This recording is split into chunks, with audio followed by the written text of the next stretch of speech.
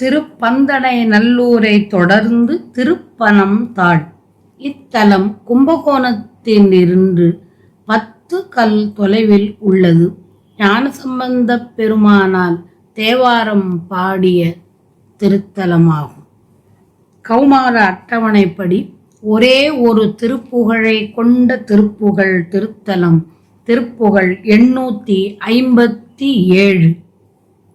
கொந்தார் மைக்குழல் இந்தார் சர்க்கரை என்றே செப்பிய மொழிமாதர் கொங்கு ஆர் முத்து வடம் தான் இட்ட தனம்தான் இத்தரை மலை போலே வந்தே சுற்றி வளைந்தால் அற்ப மனம்தான் இப்படி உழலாமல் மங்கா நற்பொருள் இந்தா அற்புதம் என்றே இப்படி அருள்வாயே.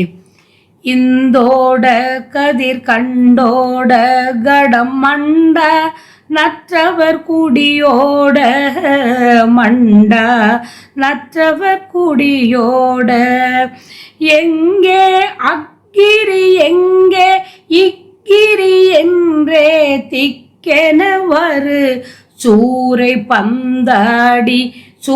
பந்தாடி தலை விண்டோட களம் வந்தோரை சிலரண காளி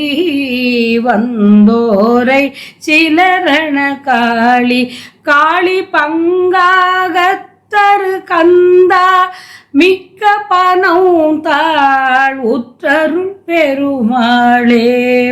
மங்கா நற்பொருள் இந்த அற்புதம் என்றே இப்படி அருள்வாயே.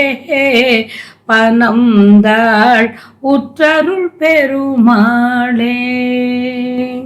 சந்திரன் அஞ்சி ஓடவும் அவன் ஓடுவதை கண்டு கதிரவன் ஓடவும் காட்டிலும் நெருங்கி போய் அங்குள்ள நல்ல தவத்தவர்களும் குடும்பத்துடன் ஓடவும் எங்கே அந்த மலையில் ஒளிந்திருப்பவர்கள் எங்கே இந்த மலையில் ஒளிந்திருப்பவர்கள் எனச் சொல்லி அங்கங்கே உள்ளவர்களின் உள்ளம் திடுக்கிடும்படி வந்தான் சூரன்.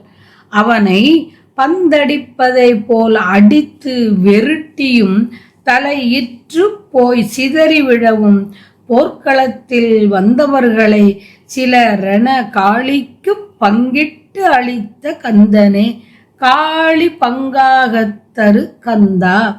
சிறப்பு மிக்க திருப்பனந்தாளில் வீற்றிருக்கின்ற பெருமாளே.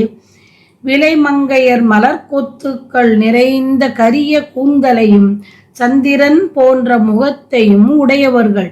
சர்க்கரை என்றே கூறத்தக்க சொல்லை சொல்லும் மங்கையர்கள். நறுமணம் உடையதும் முத்துமாலை பூண்டதுமான கொங்கையானது இவ்வுலகத்தில் உள்ள மலை போன்று எதிரே தோன்றி என் மனத்தை சுற்றி வளைத்து பற்றி கொண்டால் இந்த எளியவனின் மனமானது மோகம் கொண்டு அலையும். இங்கனம் அலையாமல் அழிவற்ற நல்ல உபதேச பொருள் இதோ உள்ளது.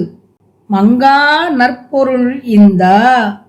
இதை பெற்றுக்கொள், இது அற்புதமான பொருள் என்று நீ சொல்லி இப்போதே எனக்கு அருள் செய்வாயாக. அருள் செய்ய வேண்டும் என்று வேண்டியவாறு